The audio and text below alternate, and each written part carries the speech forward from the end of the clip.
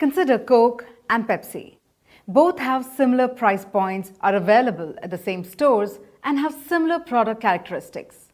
Taking into consideration what you learned in the last course on economics, they would both lie quite close to each other on the indifference curve.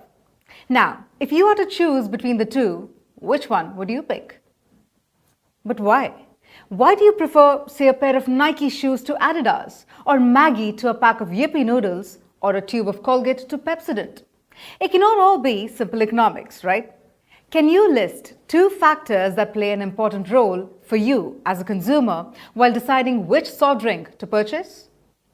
As you go through the responses of your batchmates, you would realize that our preferences and selection criteria are as different as we are. Being a marketer would require identifying the common attributes, or for that matter, common serviceable markets that can generate revenue as well that are sizable serviceable markets from this infinite range of preferences and attributes. And the first step towards this would be to understand the person that you are serving or planning to serve, that is the consumer. It is their likes, dislikes, preferences, perceptions that would decide whether your product is accepted or forgotten. Remember Rakesh's words while he was talking about the importance of audience while thinking about the structure of a presentation. He gave us quite a relatable analogy, the one where you are the chef.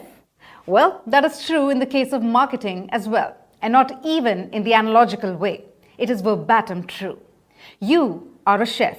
You need to prepare, present, and get your dishes to the consumers. Now, no matter how great a dish you make, how well you present it, if the consumers don't like it, it'll find a place in the dumpster. Now, if it does not point out why understanding the consumer behavior is important, I don't know what will.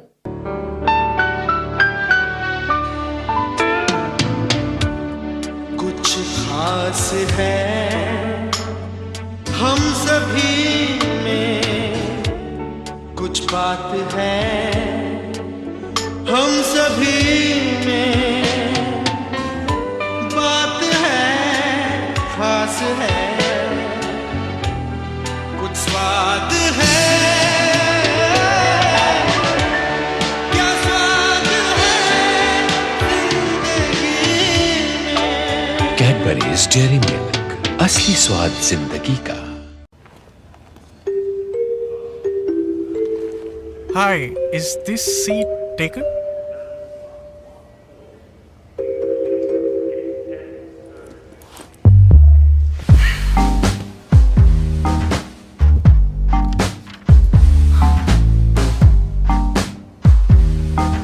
I'm Ayan Kohli. My friends call me AK. 47.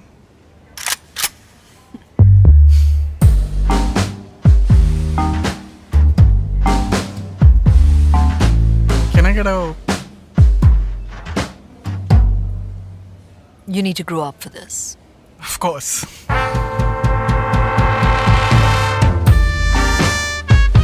New Cadbury Dark Milk. Chocolate for grown-ups. So you just looked at these two advertisements for the famous chocolate brand Cadbury Dairy Milk. The brand has been a market leader in the segment since 1948. But what is it that differentiates this from, say, another brand, let's say a Nestle? Let's take a look at this journey from the 1990s to the 2019 and see how we can find an answer to this question. Initially, the Cadbury Dairy Milk was positioned as a premium product, a luxury, meant for the target audience, that is kids. Then, in the year 1994, it came up with the revolutionary Asli Swad Zindagi Ka campaign, breaking that kids-only image of the brand and prompting adults to have chocolates as well. Here, the insight that they really leveraged on was that adults could also have a piece of the chocolate whenever they purchased it for the kids. Once this was established, the brand then focused on increasing the frequency of the consumption with its Kuch Meetha Ho Jaye campaign featuring Amitabh Bachchan as the brand ambassador. This campaign also positioned chocolates as a substitute for the traditional sweets, thus finding another way into the Indian household. Here, the brand basically leveraged the insight that Indians prefer something sweet after dinner.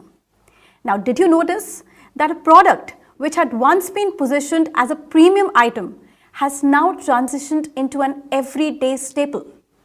Leveraging this shift in the brand's image, the brand then forayed into multiple product lines, keeping that dairy milk as a baseline.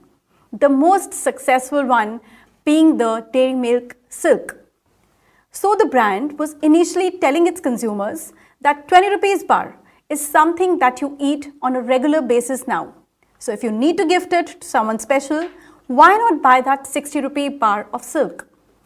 So you see how the brand first focused on broadening the brand's target segment, breaking that kids-only image associated with the product category. Once the category was built, Cadbury focused on increasing the frequency of purchase among this target group by positioning it as an alternative to traditional sweets. Eventually, Cadbury repositioned a premium product as an everyday consumable meant for the entire family. And finally, when Cadbury has built the category and itself as a strong, reliable, trustworthy brand, it is now banking on premiumization through multiple variants. At each step of the way, the brand basically influenced and leveraged consumer behavior. In this module, we are going to look closely on the different aspects of a consumer's decision-making process. What prompts them to choose something or reject something? And then we are also going to look at how you can derive useful insights from this behavior and utilize it for your brand. Sounds interesting, doesn't it?